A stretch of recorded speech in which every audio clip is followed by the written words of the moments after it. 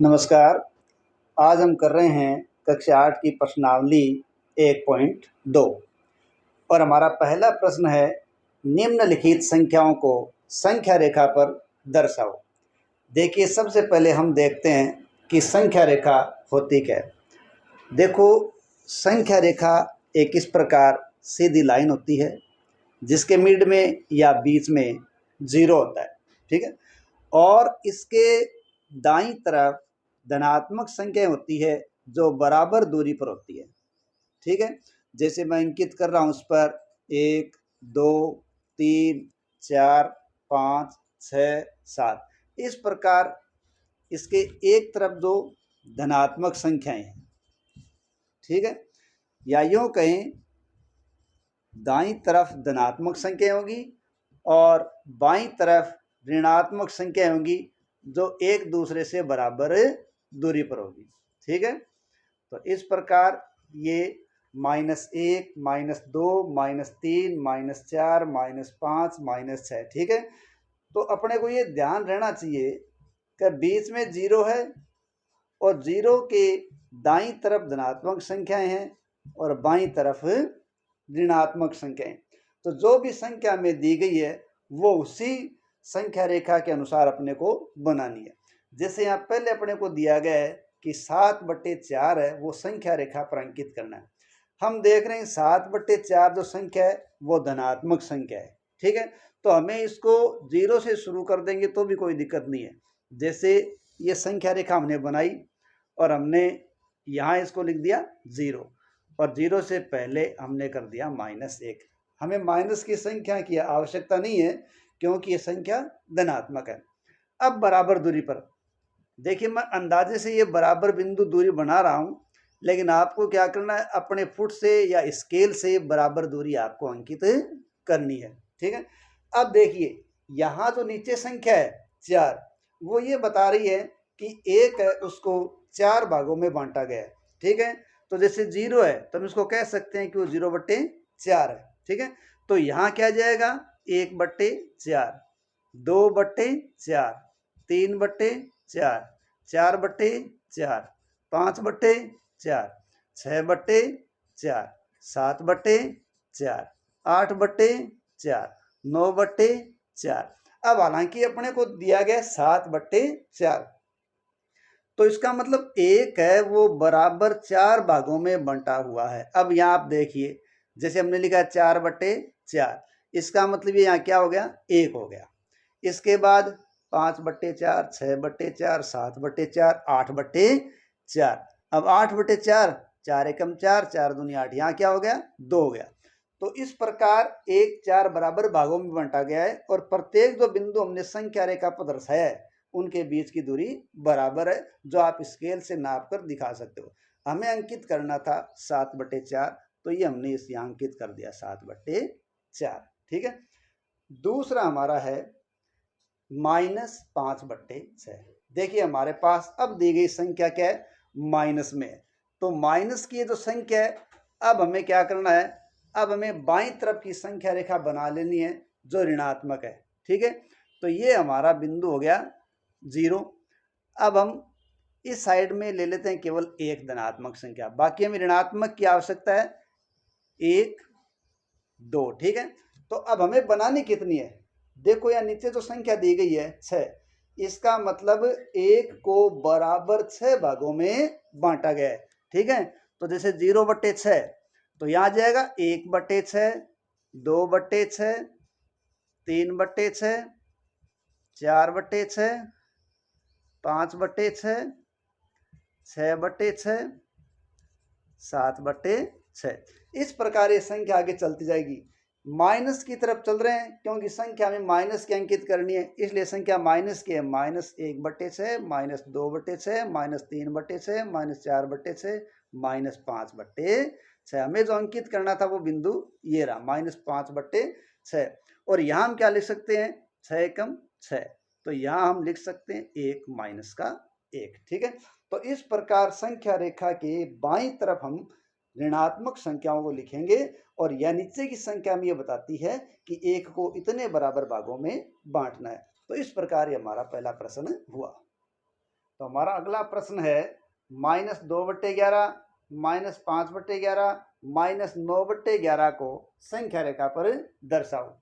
ठीक है, देखिए यहाँ संख्या रेखा हमने सीखी है कि नीचे की जो संख्याएं हैं वो एक को इतने ही भागों में बांटती है।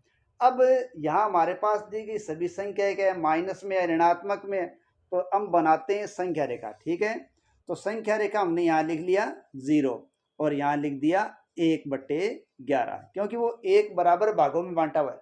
हमें संख्या रेखा पर 0 के दाईं तरफ की स्थिति अंकित करने की आवश्यकता नहीं है, क्योंकि वो धनात्मक है और हमारे पास दिए गए सभी मान ऋणात्मक है। तो हम इसको बराबर भागों में बांट लेते हैं। मैं अंदाजन बांट रहा हूँ, आपको बार बार कह रहा हूँ कि स्केल से नाप के 1 सेंटीमीटर पर बिंदु लगा लेने, उसके हिसाब से आप उसको अंकित करोगे। ठीक है, क्योंकि बोर्ड पर इस प्रकार ये कर पाना संभव नहीं है, तो आपको अपने स्केल से नापना होगा। अब जैसे 0 है, 0/11, अब ये 11 इसका मतलब एक है, वो 11 भागों में बंटा हुआ, प्रत्येक के बीच की दूरी बराबर है।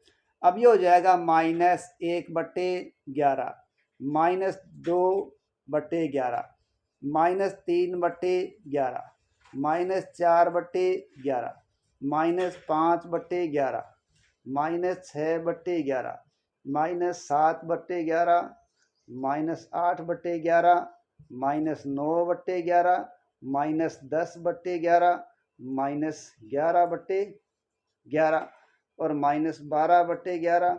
इस प्रकार हमने बिंदु अंकित कर दिए हैं।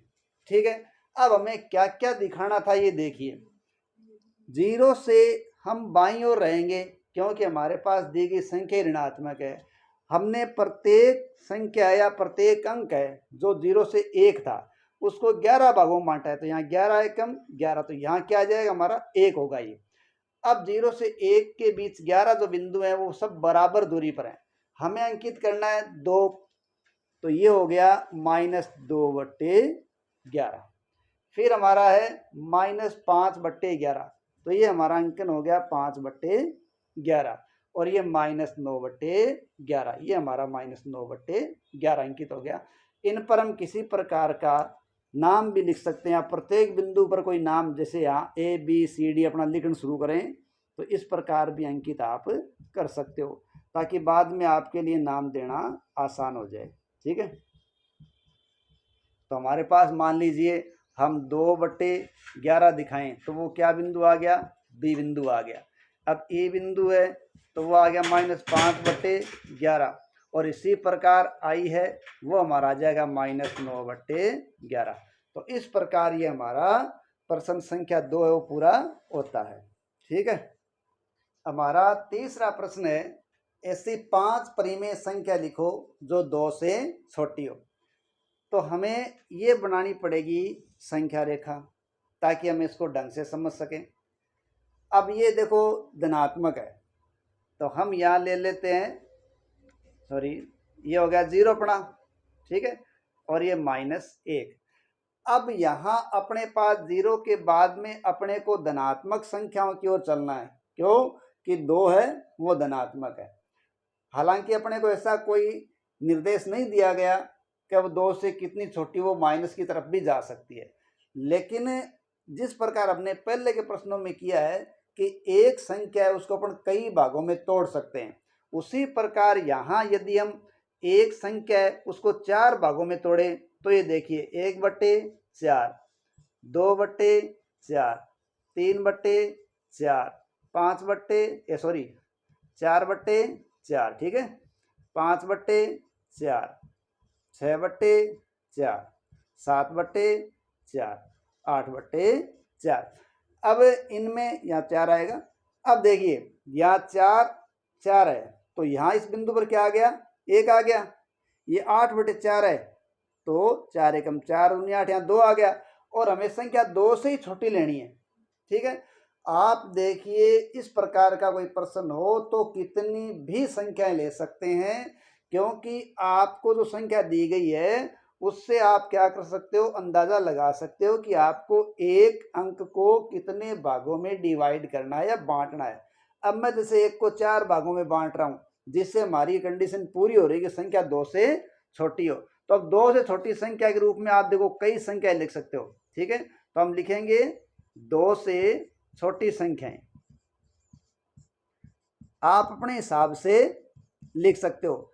अब देखो इस प्रश्न का जो उत्तर है वो अपने किताब में मिलाने की आवश्यकता नहीं है, आप अपने हिसाब से कर सकते हो। ठीक है, तो जैसे ये आ गया 1/4, 2/4, 3/4, 4/4 आप लिख लेना 1। ठीक है, फिर आप लिखोगे 5/4, 6/4, आप कितनी भी संख्या लिख सकते हो। और हमें कितनी लिखाएंगे, ये 5, तो ये 1/4, 2/4, 3/4, 1, 5/4, इस प्रकार ये अपनी 5 संख्याएं हो जाएंगी। आप कितनी भी संख्या लिख सकते हो, बशर्ते आप नीचे वाले अंक को इस प्रकार लीजिए कि आप 1 को कितने भागों में बांट रहे हो।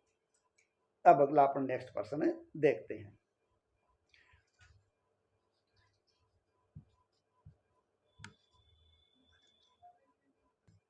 तो अगला अपना है -2/5 और 1/2 के मध्य 10 परिमेय संख्या ज्ञात करो। देखो इस प्रकार के प्रश्नों में क्या करना पड़ेगा, हमें जो 2 परिमेय संख्या दी गई है उन परिमेय संख्याओं के हर को बराबर करना पड़ेगा। हम जानते हैं ये अंश और ये हर है, तो अपन क्या करते हैं, जैसे ये -2 और ये है 5। ठीक है, और अगली संख्या है 1/2, ये 2 परिमेय संख्या हमारे पास है। ठीक है, तो हम क्या करेंगे, हर को बराबर करना, हर को बराबर करेंगे। अब जब हम हर को बराबर करेंगे तो इसको विपरीत गुणा करके देखते हैं। जैसे ये 5 है तो नीचे वाली संख्या को किससे गुणा करके देखें, 5 से। ऊपर वाली को संख्या गुणा कर दें इसके हर से, तो विपरीत हर से गुणा करेंगे तो देखिए ये -4/10 आ गया और यहाँ 5/10 आ गया। अब आप देखो कि अपना काम यहाँ पूरा हो नहीं रहा है। कैसे नहीं हो रहा है, कि संख्या रेखा पर ये जब -4 और 5 के बीच में संख्या हम देखने निकलेंगे तो वो पूरी नहीं होगी। जैसे ये देखिए, ये अपने पास है 0, अपने को -4 तक आना है तो -1, -2, -3, -4, और कितने भागों में बंटा हुआ, प्रत्येक भाग 10 में। तो इस प्रकार ये संख्या 4 तो लेंगे तो ये 4 ये आ रही है।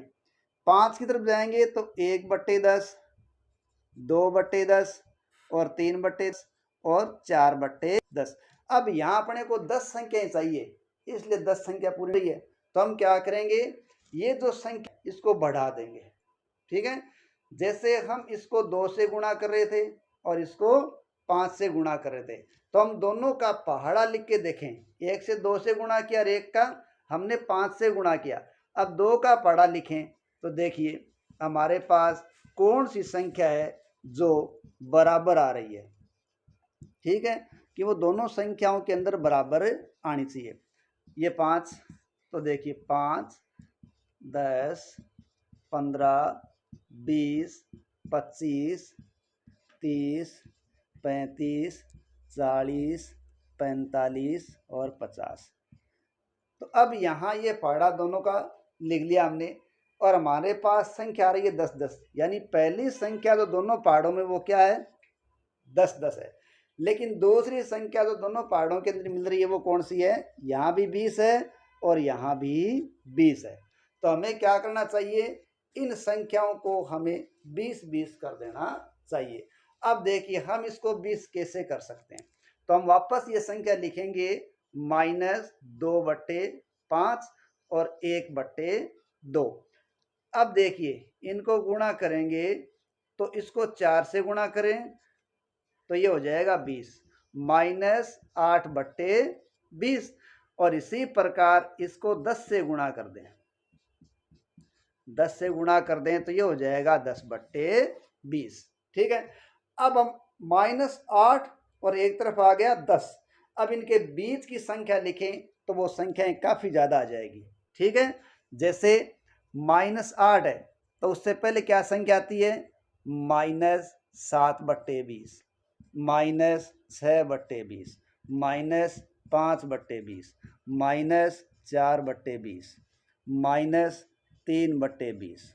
ठीक है, -2/20, ठीक है, और माइनस 1/20, फिर आ जाएगा 0/20, फिर आ जाएगा 1/20। अपने को संख्या लिखनी है 10, तो देखिए 1 2 3 4 5 6 7 8 9, और ये हो जाएगी 2/20। अपन ज़्यादा भी संख्या लिख सकते हैं क्योंकि -8 से लेकर हमारे पास 10 तक संख्याएं हैं, तो हमने ये 10 संख्याएं अंकित कर ली। इस प्रकार हर को बराबर करके ये काम आसानी से किया जा सकता है।